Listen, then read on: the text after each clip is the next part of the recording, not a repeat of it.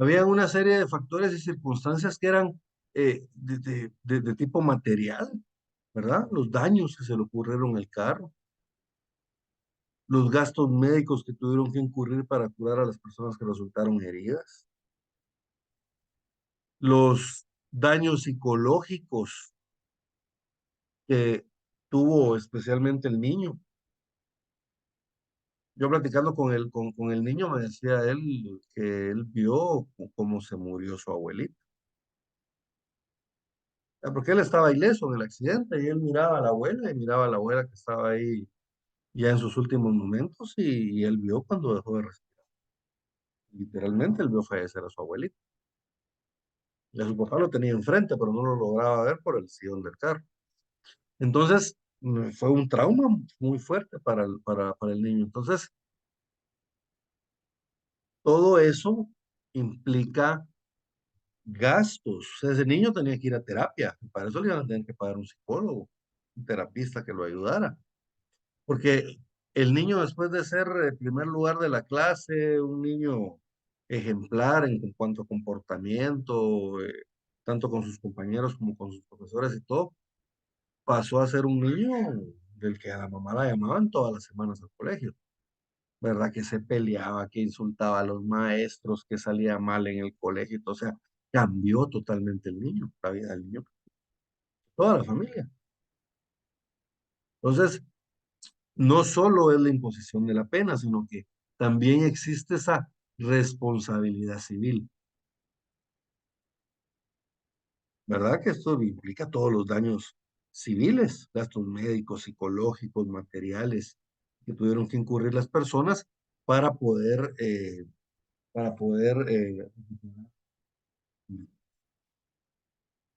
Entonces, eh, al final de cuentas, a ellos les ordenaron una reparación digna de 250,000 quetzales. Ahora eran 150,000 quetzales para la viuda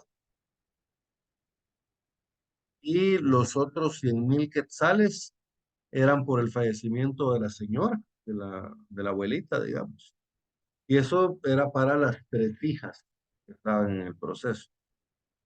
Entonces a la viuda le indemnizaron 150,000 quetzales y a las hijas de la señora le indemnizaron 100,000 quetzales. Entonces, esto fue un concepto de daños civiles.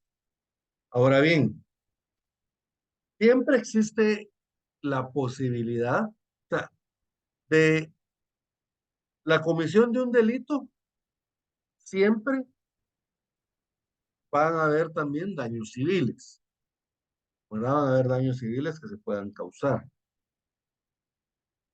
ya sea a la misma persona o a otra. Por ejemplo, yo le disparo a una persona y esa persona se va a chocar y atraviesa la pared de una casa. Miren, ahí el daño civil se cometió también en contra de una persona que no era el directamente afectado del delito. Pero bueno, en casos de la comisión de delitos siempre se pueden o siempre van a haber responsabilidades civiles. Van a haber responsabilidades que reparar que son de índole civil. Ahora, nosotros tenemos la opción. Podemos, la acción civil la podemos seguir conjuntamente con la acción penal, que fue lo que hicimos en el caso este que yo les mencionaba, ¿verdad? Aquí la acción civil y la acción penal se llevó al mismo tiempo y en la misma sentencia se dictó, ¿verdad? Cuánto era de pena y cuánto era de reparación digna en materia civil. Pero también lo podemos llevar separadamente, o sea, llevar por un lado el proceso penal, por otro lado el proceso civil, en el cual exigimos la reparación de los daños civiles. Artículo 112, por favor, Tomás. Artículo 112. Personas responsables. Toda persona responsable penalmente de un delito o falta lo es también civilmente. Entonces, miren, todo el responsable penalmente, ya sea por delito o por falta, pero todo el que sea responsable penalmente también va a ser responsable civilmente, ¿verdad? Civilmente.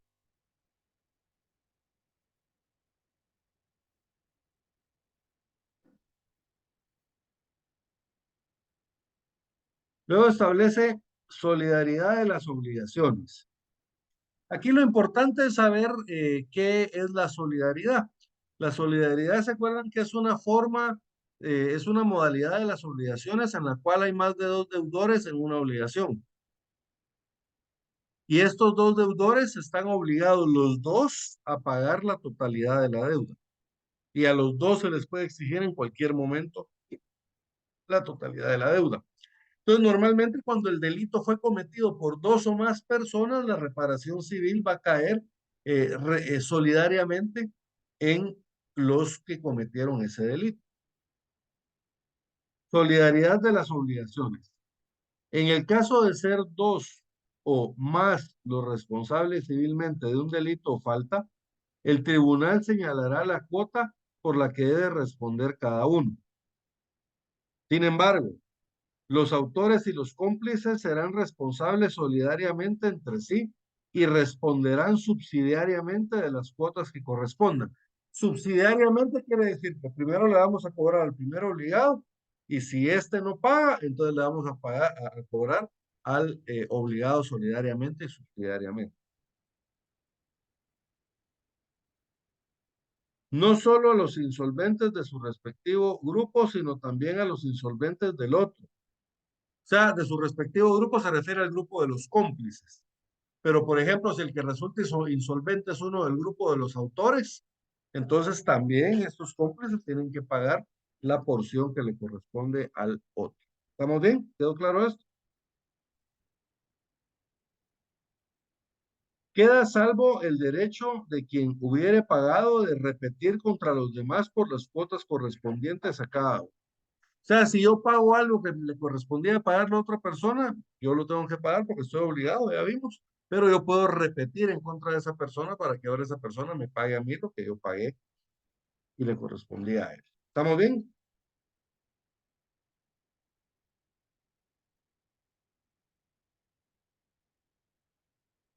Participación lucrativa. Si una persona lucró con la comisión de un delito, aunque la persona no haya participado directamente en él, puede ser condenado hasta por el monto de la ganancia que tuvo en concepto de daños civiles. Miren, artículo 114, por favor, Silvia. Artículo 114. Participación lucrativa. Quien hubiera obtenido algún beneficio económico de los efectos de un delito, aún sin haber sido partícipe en su ejecución, responderá civilmente hasta por el tanto en que hubiere lucrado. Entonces responde civilmente, si yo lucré, digamos, por ejemplo, yo me gané 50,000 quetzales, entonces yo puedo ser condenado hasta por 50,000 quetzales a reparación de daños civiles. ¿Estamos bien? Transmisión. La responsabilidad civil derivada de delito o falta se transmite a los herederos del responsable. Igualmente se transmite a los herederos del perjudicado la acción para hacerla efectiva. O sea que miren la responsabilidad penal, esa muere. ¿Se acuerdan? Se extingue con el fallecimiento del reo. Pero la responsabilidad civil, esta se puede transmitir a sus herederos.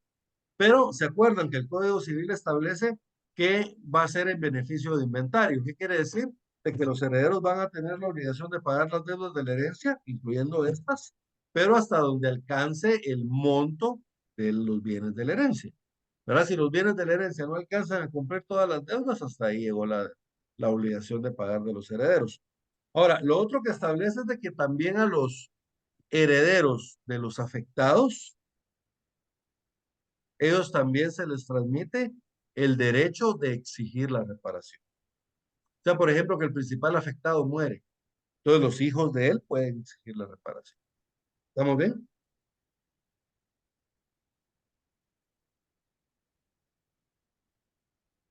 Responsabilidad civil de los inimputables. ¿Se recuerdan quiénes son inimputables?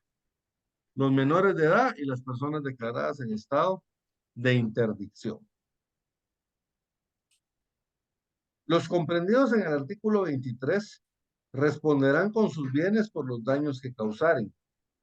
Si fueren insolventes, responderán subsidiariamente quienes los tengan bajo su potestad o guardia legal, salvo que demuestren que no incurrieron en descuido o negligencia en la vigilancia del cometido hecho. Responsabilidad civil en caso del estado de necesidad. ¿Se acuerdan? El estado de necesidad es cuando yo causo un daño, puede ser igual o menor al daño que quiero causar. Por ejemplo, yo quiero salvar a una persona y para salvarla yo destruyo un carro, por ejemplo, o destruyo el vidrio de un carro.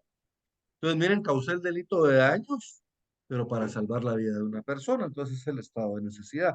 Yo causo un daño igual o menor al daño que estoy tratando de evitar.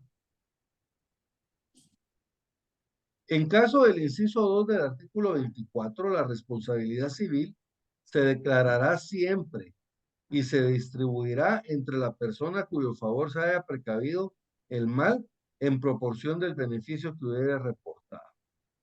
Los tribunales señalarán a su prudente arbitrio, la cuota proporcionada por la que cada interesado debe responder.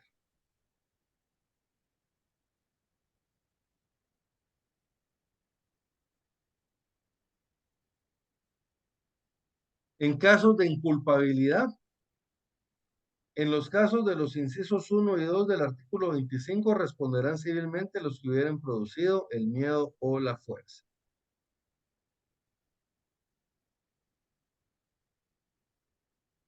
Extensión de la responsabilidad civil, artículo 119, por favor, Tomás. Artículo 119. Extinción de la responsabilidad civil. La responsabilidad civil comprende la restitución, la reparación de los daños materiales y morales, la indemnización de perjuicios.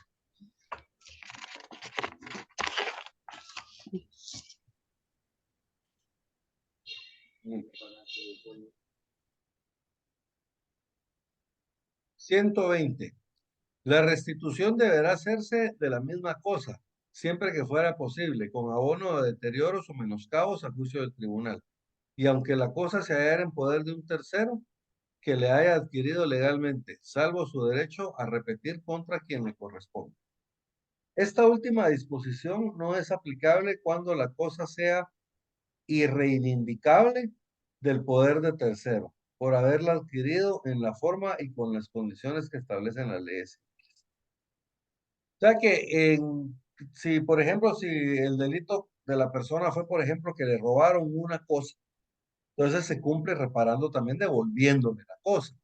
Pero si esa cosa fue legítimamente comprada por otra persona, entonces puede ser que ya no la podamos devolver. ¿Verdad? Esta persona se la vendió a otra, esta se la vendió a otra, a otra, así sucesivamente. Entonces ya no se la vamos a poder reivindicar. ¿Verdad? Entonces en ese caso se le tiene que pagar el valor de reparación del daño material. La reparación se hará valorando la entidad del daño material atendido del precio de la cosa y de la afección del agraviado, si constare o pudiere apreciarse. 122. En cuanto a lo no previsto en este título, se aplicarán las disposiciones que sobre la materia contienen el Código Civil y el Código Procesal Civil. ¿Estamos bien? De hecho, cuando en un proceso penal se es declarada la reparación digna, el juez establece, por ejemplo, se condena una reparación digna de 250,000 quetzales. Y acto seguido explica el juez. En este caso era era un tribunal de sentencia, pero era unipersonal. Pues por eso digo, era uno nada más. Él le explicó a mis clientes, digamos, de que ellos tenían derecho a acudir a los tribunales de orden civil para poder cobrar esa reparación digna si en caso no fuera pagada en el plazo establecido en la ley, ¿verdad? Que eran 3 días después de que estuviera firme la sentencia. ¿Estamos bien? Entonces, miren, al estar firme la sentencia, si no es pagada, entonces ellos podían acudir a una ejecución en la vía de apremio ¿verdad? Por ser una sentencia. y cobrar lo relativo a esta reparación digna. ¿Alguna duda, jóvenes? ¿No? ¿Seguros? ¿Seguras? Mejor dicho.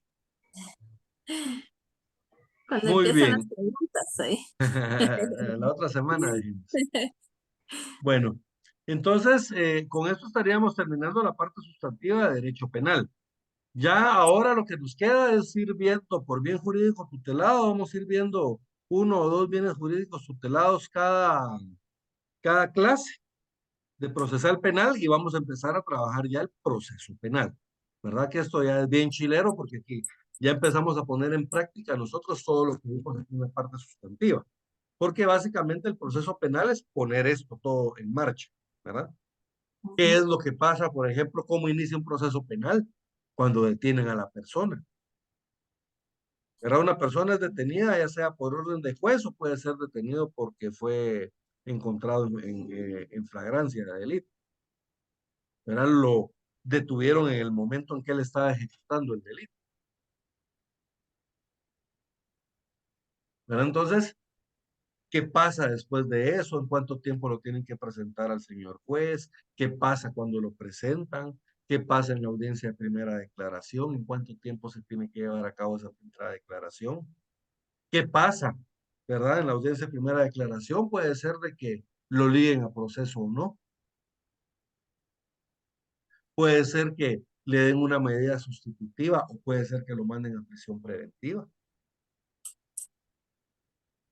Y también le van a fijar a él un tiempo que va a durar la investigación, porque aquí todavía no se le ha declarado culpable, solo se determina que hay elementos de convicción para creer que él pudo haber participado en el delito. Entonces, por eso lo ligan a proceso. Pero luego el juez emplaza al Ministerio Público para que éste lleve a cabo la investigación correspondiente.